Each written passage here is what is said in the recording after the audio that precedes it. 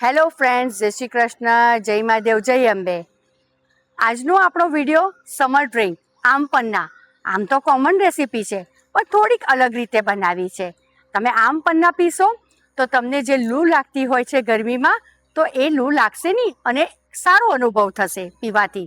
તેવી જ રીતે આપણું સમરવેર કલેક્શન જે તમને મળશે ગૌતમ એનેક્સમાં, તમે જોઈ શકશો કે ખૂબ સરસ કલેક્શન છે. અને જેમ ગરમીમાં આપણે આ વેર પહેરવાથી કેવી ઠંડક મળે છે, જેમ આપણે ડ્રિંકથી મળે છે, એ જ રીતે સમર કલેક્શનથી મળે છે. અને ખૂબ સરસ કલેક્શન જોવા માટે નીચે એમની આઈડી આપી છે. તો please Gautam annex, Anand Mahal road, Surat અડાજણને ફોલો કરવાનું ભૂલતા નહીં. આજે આપણે બનાવવા જઈ રહ્યા છે સમર સ્પેશિયલ આમ પન્ના. તો આમ પન્ના બે રીતે બનતા હોય છે.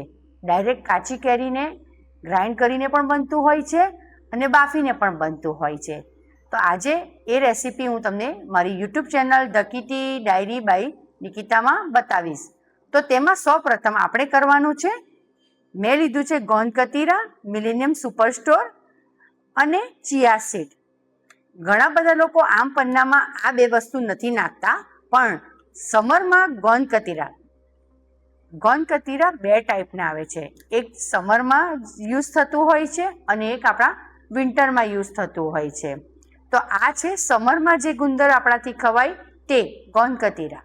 તો તેને આપણે જ્યારે આપણે આમ પન્ના બનાવવાના હોય તેના 3 થી 4 કલાક પહેલાં એને પાણીની અંદર પલાળવાના હોય છે. પણ એને પણ અમુક માત્રામાં જ પલાળવાના હોય છે. આજે આપણે આમ પન્ના બનાવશું 2 થી 3 ગ્લાસ.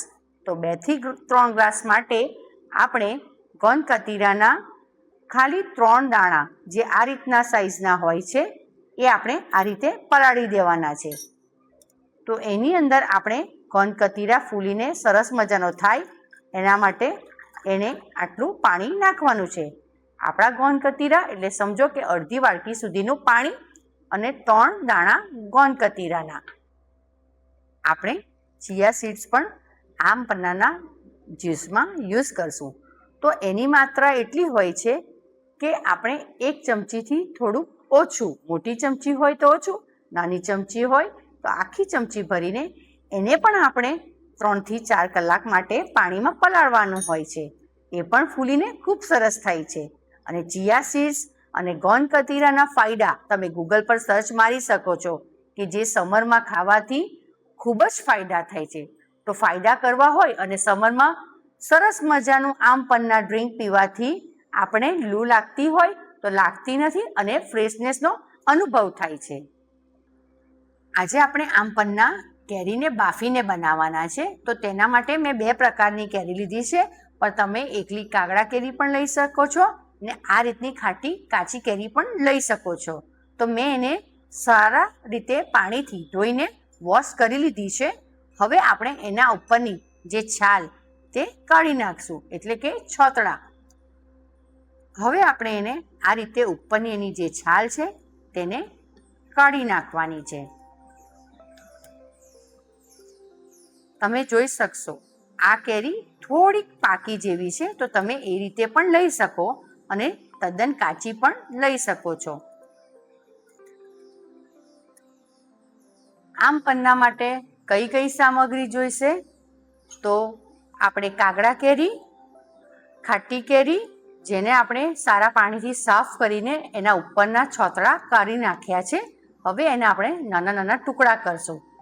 ત્યારબાદ આપણને જોઈશે આમ પન્ના બફાઈ જાય પછી રેસીપીમાં જીરું, 6-7 મરીના દાણા, વરિયાળી, ખાંડ.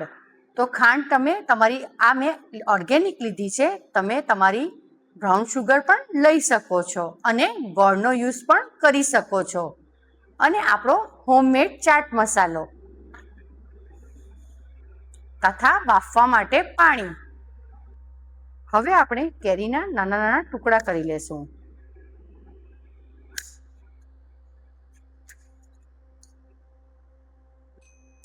આમ પન્ના માટે આપણે કેરીના ટુકડા કરી દીધા છે અને એને સાફ પાણીમાં નાખી દીધા છે. હવે આપણે એને બાફવા માટે કુકરમાં 3 થી 4 સીટી વગાડવા માટે મૂકી દેશું. આમ પન્ના માટે આપણે કેરીને 3 થી 4 સીટી મારીને બાફી લેવાની છે. તો આપણે આ કેરીના ટુકડા કુકરમાં નાખી દીધા છે અને એને બાફવા માટે એને જોઈતું પાણી નાખી દીધું છે. ત્યારબાદ એની અંદર આપણી આદુની એક ગાંગડી તે તમે તમારા સ્વાદ અનુસાર નાખી શકો છો. અને આની અંદર આપણે નાખશું આપણા 4 થી 5 દાણા મરી, તે પણ આપણે બાફવામાં નાખી દેવાના છે. અને જીરું પણ આપણે બાફવામાં નાખી દેવાનું છે. તો જીરાની પણ એક ફ્લેવર આવે જે આપણને જોઈએ છે આમ પન્નામાં તે મળી રહે. હવે આને કુકરને બંધ કરીને 3 થી 4 સીટી આપણે મારી દેશું.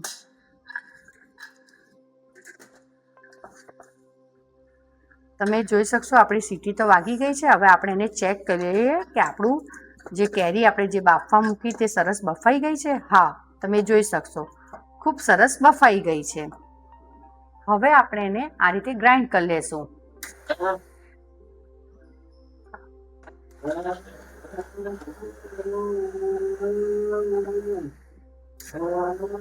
આપણે જે વરિયાળી અને ખાંડનો પાવડર બનાવ્યો છે તે પણ આપણે આ સ્ટેજ પર નાખી દેશું. મેં તમને કીધું તેમ કે તમે લોકો જો ખાંડ ન ખાતા હોવ તો તમે આમાં ગોળનો યુઝ પણ કરી શકો છો અને ફરીથી એને આ રીતે મિક્સ કરી લેવાનું છે. આમાં તમે રેસીપીમાં જો એન્ડ સુધી જોયું હોય તો તમને ખ્યાલ હશે કે આપણે આમાં મીઠું નાખ્યું નથી. એટલે હવે તમે તમારી હિસાબે સ્વાદ અનુસાર જ્યારે આપણે સર્વ કરશું ત્યારે એની અંદર મીઠું અને આપણો જે ચાટ મસાલો હોમમેડ બનાવ્યો છે તે એડ કરીને સર્વ કરશું. આ સ્ટેજ પર હવે આપણે આને ગાળી લેશું. તમે જોઈ શકશો આપણું આમ પન્ના ખૂબ સરસ રીતે બફાઈ ગયું છે. એમાં આપણે જીરું અને ખાંડ પણ એડ કરી દીધી છે. તો આપણે હવે એને ગાળી લેશું.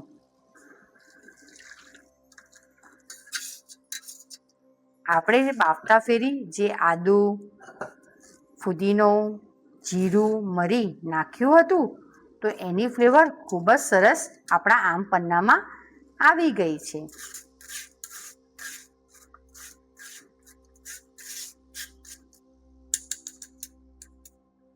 જો તમે જોઈ શકશો આપણું આમ પન્ના ખૂબ સરસ રેડી થઈ ગયું છે.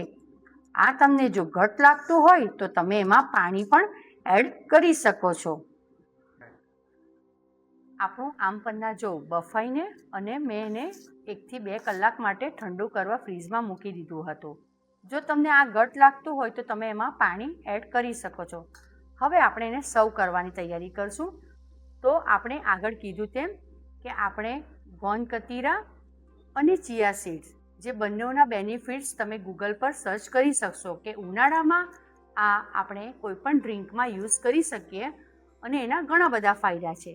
તો સૌપ્રથમ આપણે નાખી દઈશું આપણું ચિયા સીડ્સ.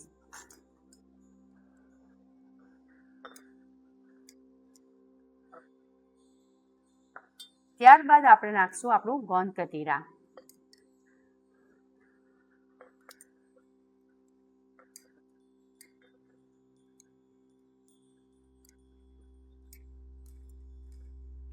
ત્યારબાદ આપણે મેં તમને કીધું તેમ કે ચાટ મસાલો હોમમેડ બનાવ્યો છે એ આપણે આપણા સ્વાદને અકોર્ડિંગ નાખશું.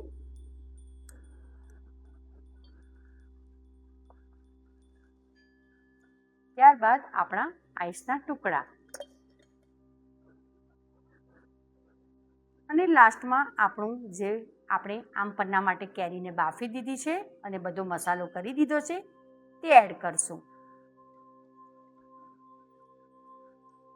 આમાં આપણે કોઈ ઉપરથી કલર નાખ્યો નથી. જે છે તે બધું નેચરલ જ છે. આપણું આમ પન્ના રેડી થઈ ગયું છે. તો આમ પન્નાની પૂરી રેસીપી જોવા માટે મારી YouTube channel the kitty diaries by Nikita subscribe, like, bell icon દબાવવાનું ભૂલતા નહીં.